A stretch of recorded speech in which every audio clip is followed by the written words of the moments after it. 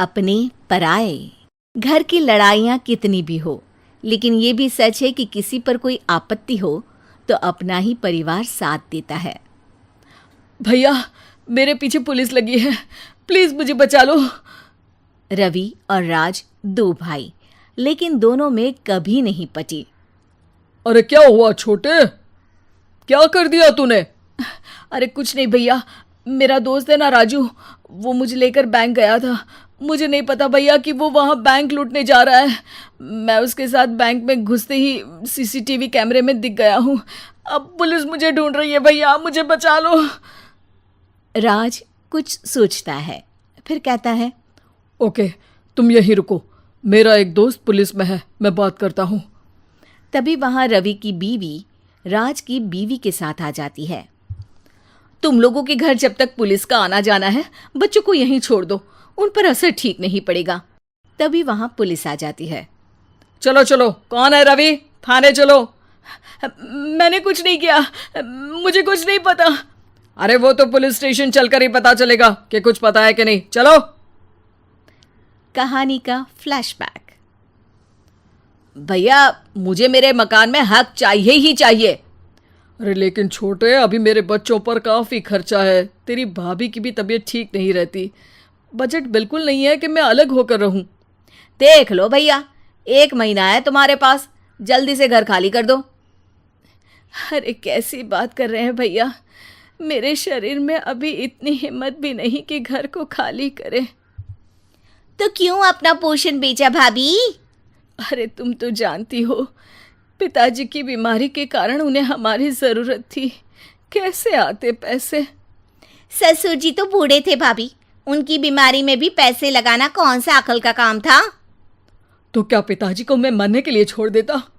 अरे रवि, तू तो समझ, पापा को हमारी ज़रूरत थी, उन्होंने हमारे लिए हर वो काम किया जिससे हमें खुशी मिले। बैक टू रवि, जो जेल में बैठा है। ये मैंने क्या कर दिया था? मैं ना पिता का हुआ ना ही भैया का। मेरे साथ जो हो रहा है ठीक ही हो रहा है। तभी वहां पुलिस वाला आता है। रवि, तुमसे कोई मिलने आया है।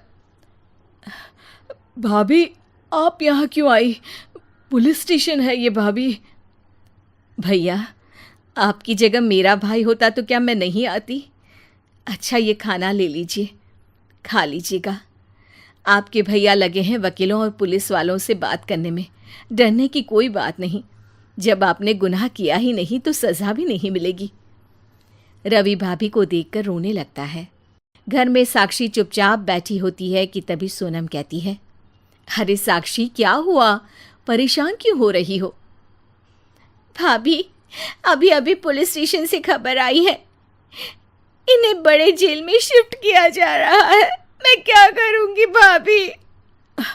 रो मत, हम अच्छे से अच्छा वकील करेंगे। लेकिन उसमें तो बड़े पैसे लगेंगे दीदी, हम इतना पैसा कहाँ से लाएंगे? अरे क्यों, ये मकान है ना, और मेरे कुछ गहने भी है। साक्षी की आंखों में पानी आ जाता है।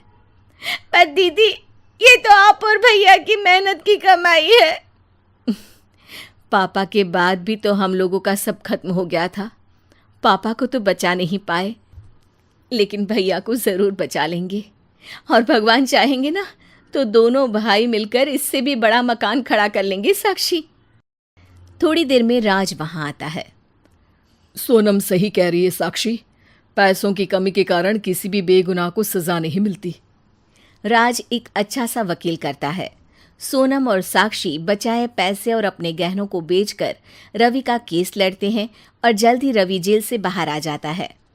रवि राज को गले लगाकर कहता है, भैया मुझे माफ़ कर दो, मुझे साक्षी ने सब कुछ बताया है। भैया, आपने मुझ पर विश्वास किया, मेरे लिए दिन रात मेहनत की, भाभी ने अपने गहने तक बेच दिए। भैया, आपने तो पापा के लिए भी पैसे नहीं देखे, लेकिन मैं बहुत ही सेल्फिश निकला। भैया, एक आखिरी बार मुझे माफ़ कर दो, मैं शर्मिंदा हूँ। अरे भाई, अपने तो अपने ही होते हैं, पापा ने हमारे लिए क्या नहीं किया ये तुम्हें बताने की ज़रूरत नहीं है मुझे। और फिर तू तो मेरा भाई है। पैसे से बढ़कर रिश्ते होते हैं भाई।